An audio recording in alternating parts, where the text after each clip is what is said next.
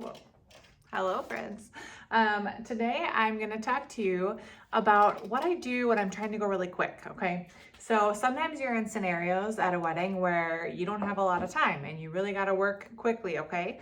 So I'm going to walk through what I would do just to shorten some steps to get this into a quick updo, a half up, half down style.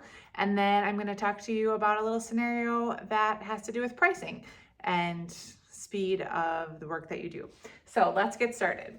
So when I have to work with somebody quick, I'm going to do a quick brush through because you always want to get out the kinks anyway, right? So this is the same thing that I do when I'm working slower and I have more time, but I'm still going to spray through, brush it. I want to get a flexible hold hairspray on here because you want to start out with a little bit of a base, okay? So I'm going to do this half up, half down. So I want to get a little bit of a curl into the whole thing before I pin some of it up. So I'm going to take big sections because when you're in a rush, you need to kind of be able to fly through the curling, and you don't have time to do nice, neat, really small sections. Now, obviously, when you have more time, that is my dream scenario, nice, neat, small sections, but kind of got to eyeball it sometimes if you need to be speedy. So I sprayed through again this section to make sure that I have hairspray going. And then I'm just gonna take kind of large sections and start curling. Now, you can be a little bit, I don't wanna say haphazard, but you can be a little bit quicker on the bottom layer, especially when you're doing half up, half down, because it's all going to be covered by the top hair. So you just wanna make sure you get a curl into it. It doesn't have to be perfect, especially if they don't want to have a lot of volume or they're just really not picky because they don't have a lot of time for whatever reason. You can just make sure you get a good curl on the end and you don't have to worry about making sure you're getting all the way up to the top. So I'm taking pretty big sections here, and obviously you have to make adjustments if you have somebody who's got really thick hair. But if it's kind of medium or to the thin side, then you can just get a good bend in the ends of the hair. Now, I'm not even gonna break this up or touch this yet. I'm just gonna let it be in its form, and then I'm gonna move on to the next section. So if I was spending a lot of time with this, then I would work each section on its own and kind of brush through and make sure I'm placing it all perfectly. But when I'm trying to be quick, then I just wanna take bigger sections and get moving. Okay, so what I wanted to talk to you about, I talked about this on a live that I did, and I'd never done live on YouTube before, but I thought I'd give it a try because I didn't have time to make a tutorial video that weekend. So on the way home from a wedding, I just parked the car, or in between doing updos or something, I had to do a hair change for the evening. I just got in my car and I was like, oh, I'll just talk about some things that I'm learning in a YouTube live. Well, never done it. Thought it was maybe like going live on Instagram. Turns out it is not, because YouTube is just open to all. And as I was talking about all things bridal hair and pricing and things like that, the comments were coming in, and it was not people in the wedding industry. It was not my followers.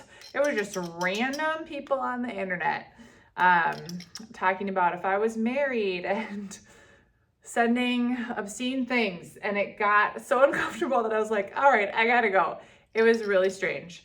So anyway, so I learned my lesson. I'm not gonna do that, but I wanted to really talk about what I was talking about in that live here. So what I had experienced was I was doing a really big wedding party and everything was kind of running late, as sometimes it does. And so I was doing a lot of waiting around, which was fine for me because I kind of knew that I was just there for the whole day for them in this particular wedding scenario. But all of a sudden, the mom of the groom needs to get her hair done. And they're like, oh my gosh, she needs her hair done. And she needs to get it done now. And I'm like, how much time do we have? And they're like 5 minutes. I was like, okay, can I have like 7? And so basically I just needed to do the hair as fast as I possibly could. So all she needed was a bun because she was going to be having some accessories over it, and it didn't need to be like super intricate and amazing, right? So I did a bun, thought it looked great, wanted to make sure it stayed, wanted to make sure she was happy, and she was. And it truly took me like probably 7 or 8 minutes total. And then I put in the hair accessory, she got dressed and like flew on out of there really quick.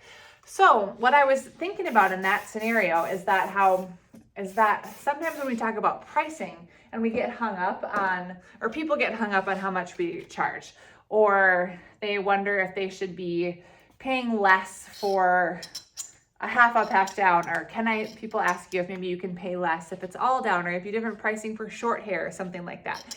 And I've always ascribed to the price is the price. And the reason is because they are paying not really for necessarily your hourly time, they are paying for your expertise. And so by hiring a person who is an expert in bridal hair and updos, doesn't matter how long it takes you. It doesn't matter how long you're sitting with the person. What they're paying for is the expertise. So that person, who sat in front of me was paying the same price as the person that I spent 40 minutes on earlier that day when I had more time, who got something more intricate. But what she got was a great updo that's gonna last all night, that looked beautiful and flattering for her face, that it complemented the accessories. She got it in 7 minutes in the time that she needed. So whether that took me 30 minutes or 7 minutes, the price is gonna be the same, because what I was able to offer was a quick, beautiful updo in a short amount of time, because I can proudly say that I am an expert at doing updos and bridal hair, so I can rise to that occasion. So when I first started out, I often would feel like sometimes if I got done early, I would kind of like keep playing with the hair because I felt like I needed to make sure they knew they were getting their money's worth with the time. But as I've gotten more experienced in bridal hair, what I've realized is that it isn't about the time. It's about the experience and the expertise. And they're paying for that. They're paying for you to come on site. They're paying for you to bring your products, your product knowledge, your tools. They're paying for peace of mind. They're paying to not go to a salon, So you got to think about it in that way. And I think sometimes it's helpful to hear things like that, because you can realize that was value. I provided value to that wedding party by being able to do the hair fast and have it be good and what they wanted.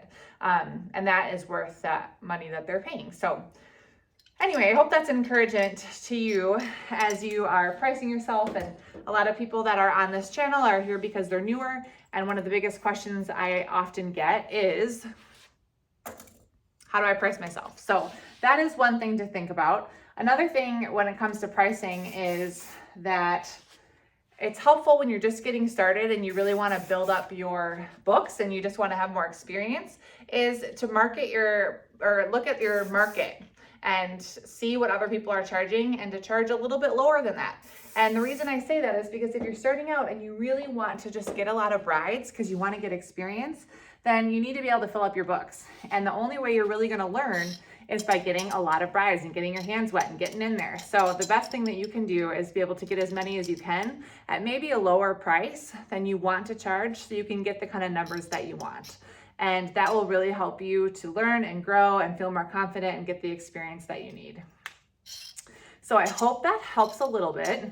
Okay, as you can see, I'm just spraying as I go, and I'm not really even brushing through it because I just want to get these curls in so we can have a little bit of a bend and we can get this updo going quickly. So like I said, I'm focusing more on the ends because I'm going to pin up this top, and I just want it to be quick. So I'm kind of going back and forth so I get more of a variety of curls. Also realizing this is like the squeakiest curling iron, but I just love it so much that I can't quite part with it.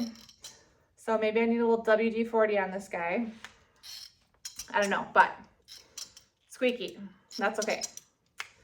So a lot of times when you get somebody who needs to be done quickly, you don't have to deal with a lot of pickiness because they understand that they just need to get their hair done fast. So that's why I'm not thinking so much about what kind of exact texture do they want, what kind of volume do they want exactly. I'm doing an updo that is in my head that I know is going to be flattering on this person and get them out the door.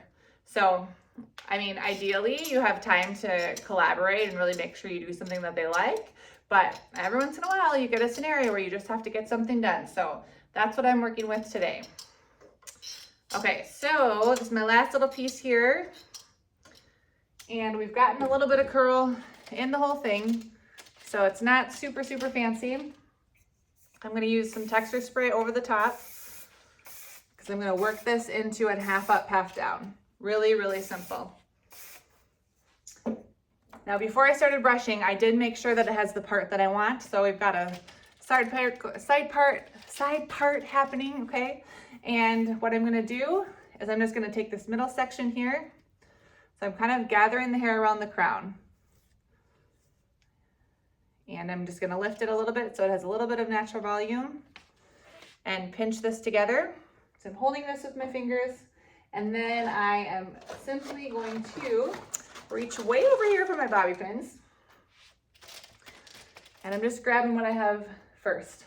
And I'm just gonna make a little line of bobby pins to get this foundation here. So I can still create a foundation even when I'm moving quickly. And I'm doing 2 pins overlapping each other. Got 2 pins there that are just securing that together. And then hairspray over the top.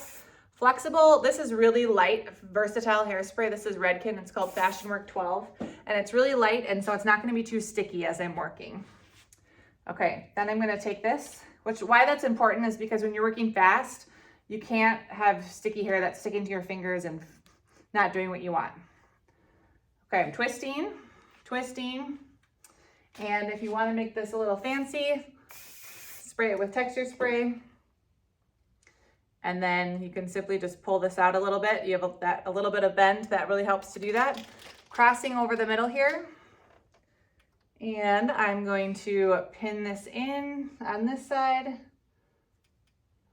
And I'm pinning it right into those bobby pins that I did right there. And then I'm going to do the same thing to the other side.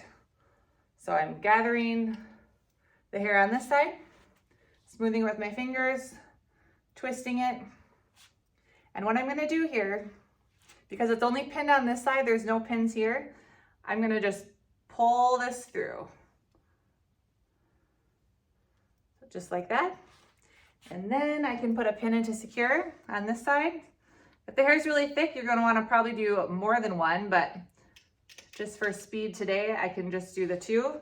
And then you wanna come through on this twist and add a couple more securities pins. So that means kind of going into this loop here, taking my pin, I'm going straight at it, straight into it. And then I can feel the hair being grasped by this bobby pin, turning it in and pushing it towards me. And I'll do that on the other side as well. This way, push it towards me. And then depending on how thick the hair is, you might need to do a couple more. So if this is really thick hair and you see, and it seems like it's really slipping around, you can go in with the bobby pins and just add a couple more for security there. But other than that, whoops, you're gonna wanna spray this now. I spray this over the top with the flexible hold hairspray, and then you can go through now that it's done with your fingers, and break up any curls here that look like they're a little Shirley Temple-esque or just need to be separated. Let's break it up. And then, my friends, it's very, very simple, right? But that was only 13 minutes. We're gonna pretend this is just like a nice piece you wanna have down, but you could pin this back if you needed to. But check it out. 13 minutes, half up, half down, really simple, really beautiful. If you need to go through at this point and just touch up any of the curls that you maybe missed or that aren't looking great, you can do that, but this can be done in under 15 minutes, which is fantastic. And it's really pretty. You can add an accessory, easy. You're not gonna get a lot of bridesmaids that don't like this. So this is a great option for you if you need something quick. Okay, guys. Hope you like this. If you have any questions, drop them in the comments. If you know somebody that you think would benefit from this or would find this interesting, you can go ahead and send it their way. And I try to post new videos every weekend. So if you want to be updated on those, you can not even you can just subscribe and then you'll get notifications when I post new videos. All right, I'm Heidi with the Updo Collective, and thank you for joining me. I'll see you next time. Bye.